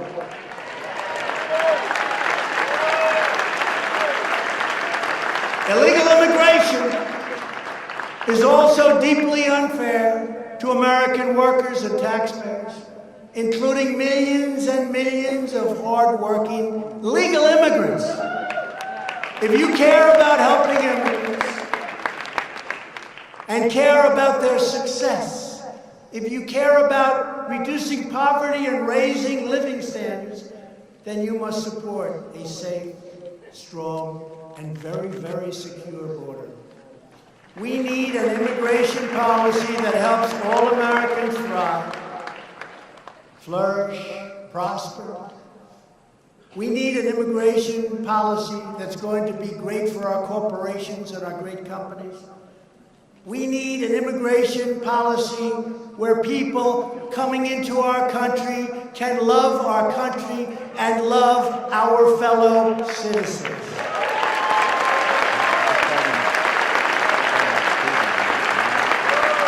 And this includes shutting down sanctuary cities.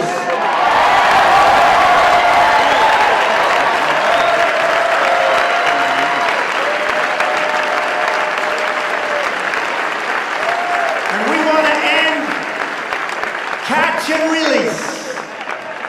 We catch them, we realize they're a criminal, and we have to release them.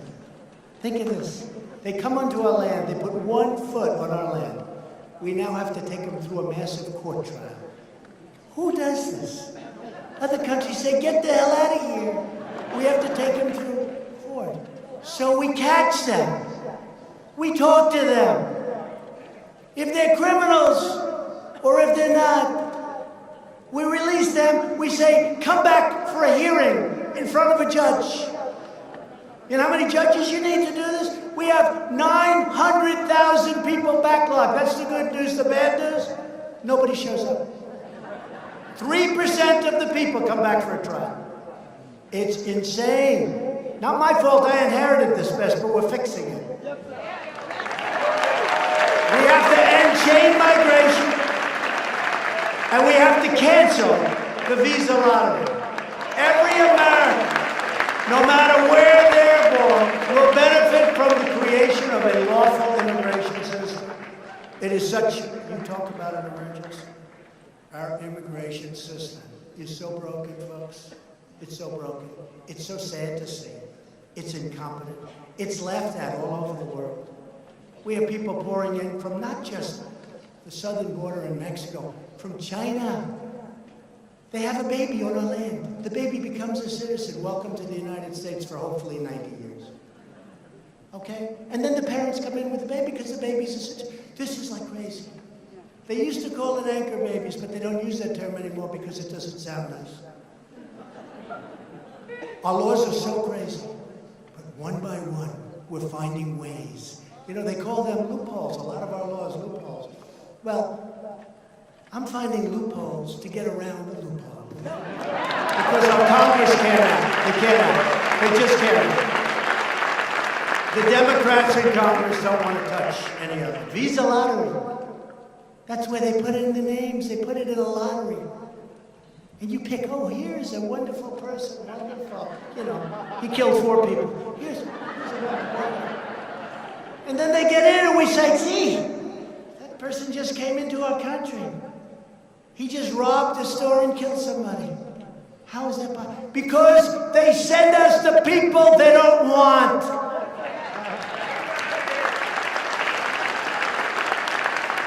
Biggest form of subsidy we give to other nations.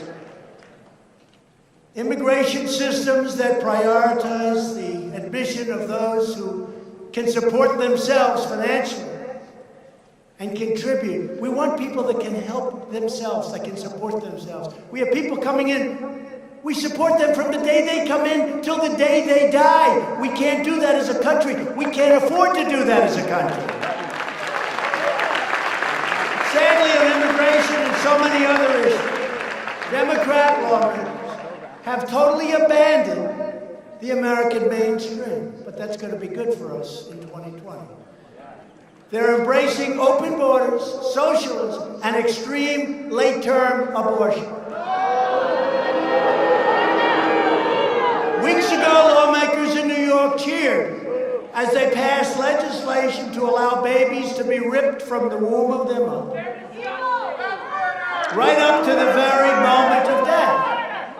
Then, in an act and a statement, the likes of which I don't think I've ever heard. In Virginia, the governor, a Democrat, stated that he would allow babies to be born outside. He would wrap them. He would take care of them.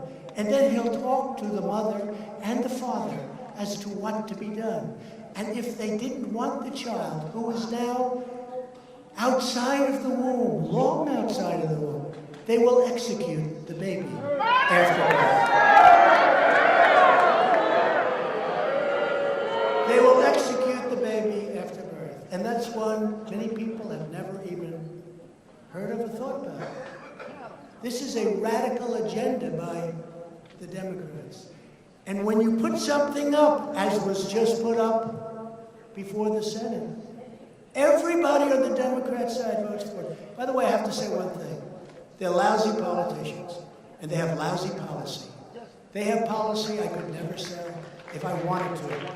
But, big but, they always stick together, and the Republicans don't.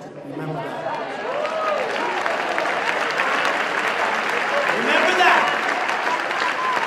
They always stick together. They vote in blocks. They have 47. We had a tremendous victory. We were given no credit. I can't go and campaign for all of the people in the House. Too many. And guys like Meadows wins by so many points, he doesn't need any help. He doesn't need it. I said, Mark, you need any help? No, I'm okay. He'll win by 30, 35. They're okay. These guys do. You know the funny thing? The ones that love Trump, the ones that are really the Trumpers, like Meadows, Jordan, Gates, so many of them. I don't want to, I could just name them so many. They're the ones that win without, I mean, it's like they don't even have an election. It's the ones that sort of, they're a little shy about embracing what we're all about. They get clobbered. They get clobbered. Take a look. Those are the ones that get clobbered. But the good news is they're all starting to find that out. Just this week, Senate Democrats opposed legislation to prevent the killing of newborn infant children who survive abortions. Virtually every Democrat voted against protecting these precious babies. Everyone, they voted in groups. And we did have that great victory. We went for 51, and 2 that we didn't like got out. They said they retired. They didn't retire. They were retired. They said these 2 senators have decided to retire. No, they retired because they had like very little support, like how about 5% and 8%. No, we did great. We had 53. We picked up in the Senate. They were going to win the Senate, remember? And I'll tell you folks, I worked hard. I did 32 big, fat rallies. And those rallies brought us to a tremendous Senate victory so that we can continue onward with our judges and our court.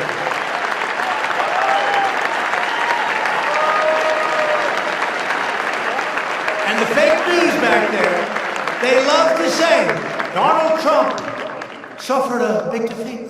First of all, we won the Senate, which frankly, judges never, hate to say it, in all due respect, for us, the Senate, far more important. I really worked hard. But think of it, we won the Senate, and we had this tremendous victory. We get no credit at all. Wait till you see what happens. They say Donald Trump suffered a humiliating defeat. I said I wasn't running. And one of the commentators that I appreciate on one of the shows where they were saying how I suffered a defeat, this commentator said, excuse me, he didn't run. Not all our candidates were exactly great, let's face it. You can only do so much. But wait till you see what's happening when I do run. And what they don't say is, Governor of Ohio, great guy, Mike was down 6, he won by 7. With 1 day, right? He was down by 6. 1 day into the election. I went out, I campaigned, worked hard, made a speech. Jim Jordan was there. Everybody was there. It was a fantastic crowd, like this, and all the people in the other ballrooms that are waiting for it. And he ended up winning. He was down by 6, he won by 7. 1 day. Then we have Georgia, the governor of Georgia. Great guy. Where's Georgia? Great guy. He was losing in the primary by 10. I got a call from David Perdue and Sonny Perdue, 2 great guys. Could you endorse him? I said, let me check. And I checked him. He was a Trumper before Trump was a Trumper. And I said, I love this guy.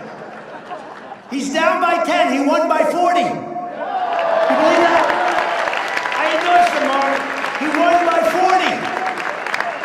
Then he had a tough race against the new star of the Democrat Party. Not Democratic. It's Democrat. We have to do it. It sounds prettier when we use Democratic. I hate to say in speech the Democrat Party because it doesn't sound good. But that's all the more reason I use it. Because it does. They should change it because it sounds much better. Rhetorically, it's much better. But then he had an election against their star, who followed me after the State of the Union address. I didn't think she was great. But she's their star. And who showed up? Oprah Winfrey, Michelle Obama, and President Obama. And they campaigned for her, and they worked so hard. And all our man had was Trump. And we kicked their ass.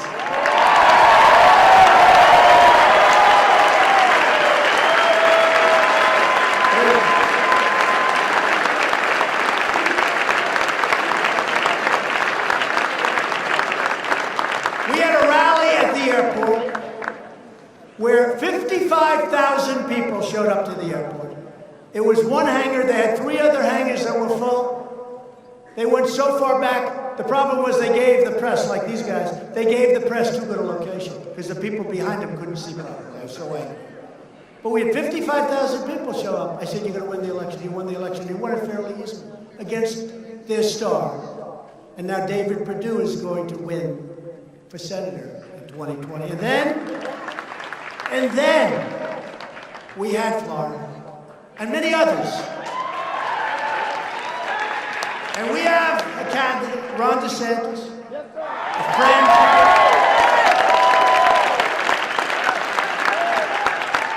a friend of many of us in this room, but nobody knew he was running. He was running against in the primary somebody that was easily going to win. He was scheduled to be the next governor of Florida. But Ron's been great to me on the witch hunt. He's been a defender of me against these phony charges of Russia. Russia. My wife said, "You never spoke to anybody from Russia, darling." I said, "That's right." But Ron DeSantis, I like people that defend me. You know, when people defend me, I defend them. So he came. That's why I like Mark. That's why I like Mark a little bit. And I'm not sure a lot of people like him. He's tough. But I like him. I love him. But then we have Florida. So Ron DeSantis is at 3. 3! He calls up, "Sir, can I have your endorsement?" I said, "Ron, you're at 3. Your opponent is, I guess, agriculture commissioner, has 22 million in the bank. His poll numbers are very good. He's up in the 20s or 30s. I said, "Ron, don't make me do this, Ron." "Sir, I can win." "All right, Ron, here we go." Because I know if he loses, which almost never happens when I do something, almost never. Only one time, that was because it was done in the middle of the day of the election. Nobody knew I did it. They got home, they said, "I didn't know Trump endorsed him." But we rarely lose. But I said, "Ron, don't do it." I said, "All right, Ron, I'll do it." He went from 3 to 60. To 60. And then he ran against a guy who had unbelievable support. He had every celebrity going to Florida. He had money all over the place. And Ron was in there pitching, and I was in there pitching with him. And we now have a great governor in the state of Florida. And I could mention many others, other governors, many other states, but I'm not going to bore you with it. And I really think that it's incredible what we did in the midterms. I think it's incredible. Governor of Florida, governor of Ohio. Remember, you can't win unless you win the state of Ohio. We got the governor of Ohio, and he's great. Mike, we love you, Mike. As we defend American values at home, we are also defending American security abroad. We have secured all sorts of funding, all sorts of record everything, and we will never forget our military. We will never forget our veterans. We are taking care of our veterans like they've never been taken care of before. We just got them jobs, so now they can go see a doctor. Now they can go and see a doctor instead of waiting online for weeks and weeks and weeks. And we got them accountability. You couldn't fire anybody in the VA. You had sadists. You had people that took advantage of our veterans. They've hit them. They were sadists. They were sick people. You couldn't fire them. You had thieves that were stealing, openly stealing. You couldn't fire them. I got a bill passed. VA accountability. Now you look at the guy, you say, "Get the hell out of here. You're fired. Get out." Nobody thought we could get it for 40 years. They tried to get it. For 40 years they tried to get it. They couldn't get it. And VA choice, they thought for many, many decades they've been trying to get VA choice. You could get it. Now instead of waiting online for 2 days, 9 days, 3 weeks, people were dying. People that weren't very sick would be dead by the time they saw a doctor 6 weeks later. Now, these great veterans, if there's a big wait, they go outside, they go to a local doctor, we pay the bills, they get better, everybody's happy, and we actually save a lot of money, if you can believe it. And I got that years of being unable to get it approved. For our veterans, we love our veterans.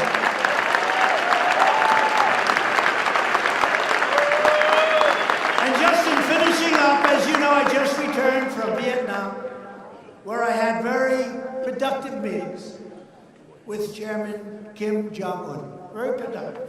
We get along. We've developed a good relationship, very good, and made great historic progress. And I do get a kick out of all these people in previous administrations. Donald Trump should not, under any circumstances, be doing this or that. You know, they tell me how to negotiate. These guys died. One administration gave billions of dollars to him and got nothing. And we haven't given him anything yet. I look forward to maybe doing something at some point. But I know one thing, I'm going to get other countries to give. Maybe not us, but I'm going to get other countries to give. And if it all works out, if it all works out. But I had to walk. Because every once in a while you have to walk. Because the deal wasn't a deal that was acceptable to me. I don't like these deals that politicians make. They make a deal just for the sake of doing it. I don't want to do that. I want to make a deal that either works or let's not make it. But the one thing we have is we have no testing, no missiles going up, no rockets going up, no nuclear testing. We got our great people back. We got our great, great people. And that includes our beautiful, beautiful Otto. Otto Warmbier, whose parents I've gotten to know, who's incredible. And I'm in such a horrible position because in one way, I have to negotiate. In the other way, I love Mr. and Mrs. Warmbier, and I love Otto. And it's a very, very delicate balance. He was a special young man, and to see what happened was so bad, And a lot of what I do with respect to North Korea and any success that we hopefully have, and we've had a lot, we're given no credit. They don't remember that in the last days of the Obama administration, rockets were flying all over the place, nuclear testing was going on, mountains were being, these are big mountains, they were being shoved over 3-4 inches. People thought it was massive earthquakes, and they found out, no, that was nuclear weapons, nuclear testing. So much. We're getting the remains back of a lot of our soldiers from many, many years ago. Mike Pence was in Hawaii. It was one of the most beautiful ceremonies. We made a lot of progress, and we'll continue to make progress. And I really think what we're doing there is very important. But we actually had a walk, but I think we had a very good meeting. In fact, when I came home, they put out a statement that actually they were willing to do much less on the sanction front. But you see, that's not what happened there. So already I think we're negotiating. And I'll tell you this, North Korea has an incredible, brilliant economic future if they make a deal. But they don't have any economic future if they have nuclear weapons. It's really a bad thing for them. So we'll see how it all goes, but I think it's going well. I think we learned a lot over the last couple of days. And again, the relationship seems to be very, very strong. And that's an important thing, especially when we're dealing with this kind of a situation. For years you watched as your leaders apologize for America. You saw that? Would you like to apologize? No, I'm not apologizing. Now you have a president who is standing up for America. After decades of building up foreign nations, we are finally building up our nation. And we are doing it with American hands, American grit, and with beautiful, beautiful American steel.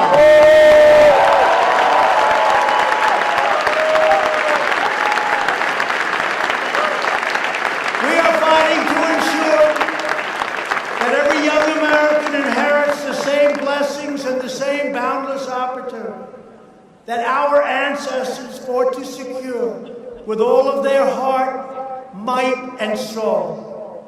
Now more than ever, we need the proud men and women of CPAC. And I want to thank everybody here because it is incredible. Your organization is incredible. Matt, Mercedes, incredible. You're energized, you mobilize, and you're engaged. We need your voice, we need your patriotism, we need your commitment, we need your incredible spirit. On the 4th of July, we are having in Washington, D.C., a great tribute to America. I hope you can all come. 4th of July, keep it open. We want to bring millions of people into the city, and we want people to come who love our country. Those are the people we want. The 4th of July. A salute to America. Now is the time to embrace the promise of our history. Now is the time to defend our American rights. And now is the time to seize our glorious destiny. And by the way, I'm watching those doors now. One person's left, and I've been up here a while. I said, Matt, is that okay? He said, I love it, don't leave. But not one person. So if you hear tomorrow when they read, people left, nobody left early. There hasn't been one person listening. But when you read it, you just say fake news. This magnificent nation will always be the home of those who cherish life, who love liberty, and who defend the sacred rights given to us by Almighty God. Together we are one people, one family, and one nation, forever united behind one great American flag. Thank you to everybody in this room and to all of the other rooms all over the campus and all over the country. We're hooked in all over the country. Thank you very much. I want to thank CPAC. What a job they've done. What a job Matt Schlapp and his family have done in such a short period of time in bringing this to a level like it's never been before. God bless you. God bless the United States of America. Thank you.